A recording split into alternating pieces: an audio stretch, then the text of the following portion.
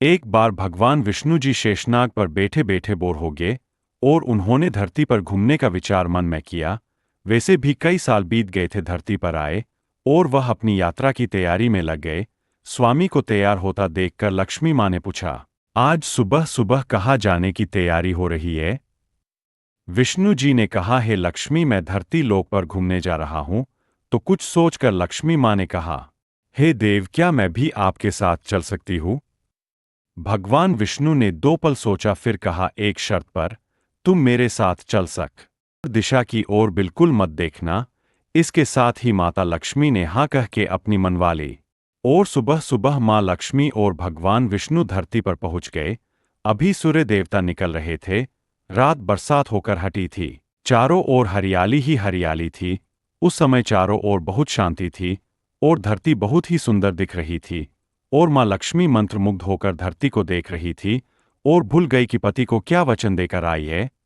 और चारों ओर देखती हुई कब उत्तर दिशा की ओर देखने लगी पता ही नहीं चला।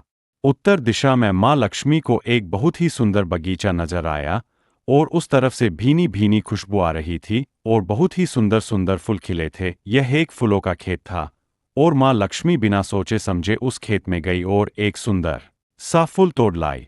लेकिन यह क्या, जब माँ लक्ष्मी भगवान विष्णु के पास वापस आई तो भगवान विष्णु की आंखों में आंसू थे और भगवान विष्णु ने माँ लक्ष्मी को कहा कि कभी भी किसी से बिना पूछे उसका कुछ भी नहीं लेना चाहिए और साथ ही अपना वचन भी याद दिलाया। माँ लक्ष्मी को अपनी भूल का पता चला तो उन्होंने भगवान विष्णु से इस भूल की माफी मांगी।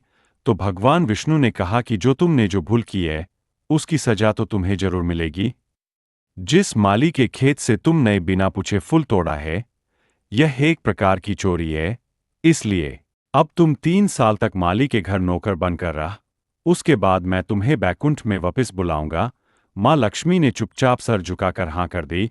आजकल की लक्ष्मी थोड़े थी और माँ लक्ष्मी एक गरीब औरत का रूप धारण करके उस खेत के मालिक के घर गई।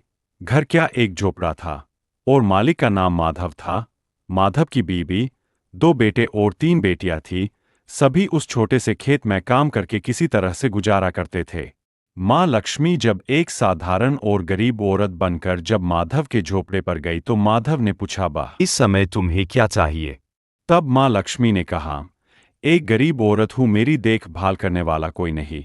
मैंने कई दिनों से खाना भी नहीं खाया, मुझे कोई भी काम दे दे। साथ में मैं तुम्हारे घर का काम भी कर दिया करूंगी। बस मुझे अपने घर में एक कोने में आसरा दे दो। माधव बहुत ही अच्छे दिल का मालिक था। उसे दया आ गई, लेकिन उसने कहा, बहन, मैं तो बहुत ही गरीब हूं। मेरी कमाई से मेरे घर का खर्च मुश्किल से चलता है। लेकिन अगर मेरी 3 की जगह 4 बेटियां होती तो भी मैंने गुजारा करना था। अगर तुम मेरी बेटी बनकर जैसा रूखा सूखा हम खाते हैं उसमें खुश रह सकती हो तो बेटी अंदर आ जाओ। माधव ने माँ लक्ष्मी को अपने झोपड़े में शरण दे दी और माँ लक्ष्मी 3 साल उस माधव के घर पर नौकरानी बनकर रही। जिस दिन माँ लक्ष्मी माधव के घर आई थी उससे दूसरे दिन ही माधव को इतनी आमदनी हुई फूलों से कि शाम को एक गाय खरीद ली।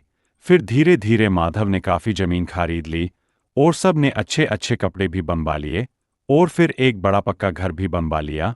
बेटियों और बीबी ने गहने भी बनवा लिए और अब मकान भी बहुत बड़ा बनवा लिया था। माधव हमेशा सोचता था कि मुझे यह सब इस महिला के आने के बाद मिला है। इस बेटी के रूप में मेरी किस्मत आ गई है मेरी। और अब 2 से 5 साल बीत गए थे, लेकिन माँ लक्ष्मी अब भी घर में और खेत में काम करती थी। एक दिन माधव जब अपने खेतों से काम खत्म करके घर आया तो उसने अपने घर के सामने द्वार पर एक देवी स्वरूप गहनों से लदी एक औरत को देखा। ध्यान से देखकर पहचान गया, अरे यह तो मेरी मुँह बोली चौथी बेटी यानी वही औरत है। और पहचान गया कि यह तो माँ लक्ष्मी है। अब तक माधव का पूरा परिवार बाहर आ गया था और सब हैरान होकर माँ लक्ष्मी को देख रहे थे। माधव बोला है, माँ हमें माफ कर, हमने तेरे से अनजाने में ही घर और खेत में काम करवाया। माँ यह कैसा अपराध हो गया? माँ हम सबको माफ कर दे। अब माँ लक्ष्मी मुस्कुराई और बोली है, माधव तुम बहुत ही अच्छे और दयालु व्यक्ति हो। तुमने मुझे अपनी बेटी की तरह से रखा, अपने परिवार के सदस्य की तरह से। इसके बदले मैं तुम्हें वरदान देती हूँ कि तुम्हारे पास कभी भी खुशियों की और धन की